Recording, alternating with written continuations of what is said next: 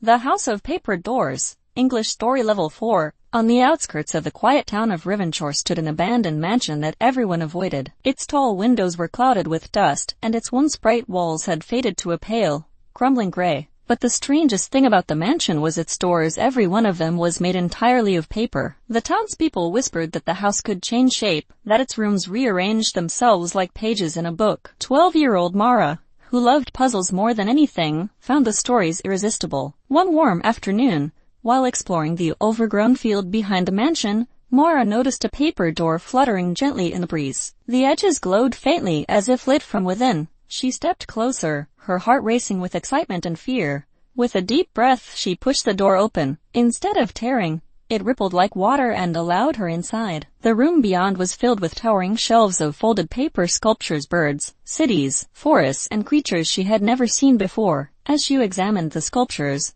one unfolded itself, forming a tiny paper fox that blinked up at her. It beckoned her deeper into the mansion. Curious and unable to resist, Mara followed the fox through a hallway lined with more paper doors. Each door opened into a world crafted from paper.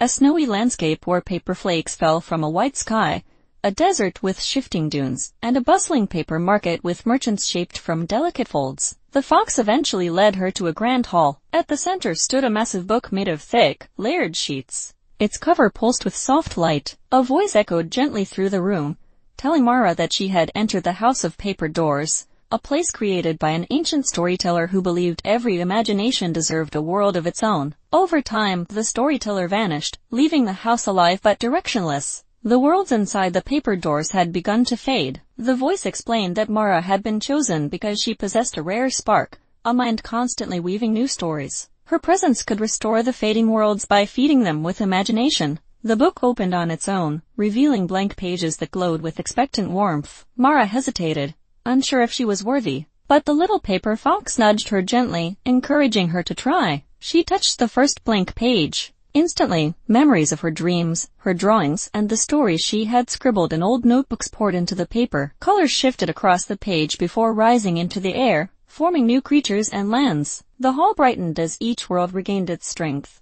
Door by door, room by room, the mansion awakened, filling with vibrant life as Mara breathed creativity into the pages. When she finished, the voice thanked her and told her the house would always welcome her, though she must keep its existence a secret. As she stepped outside, the mansion shimmered briefly, appearing less abandoned and more like a quiet guardian waiting for its next chapter. Mara walked home with ink-stained fingers and a smile, knowing she had become part of a story she would never forget.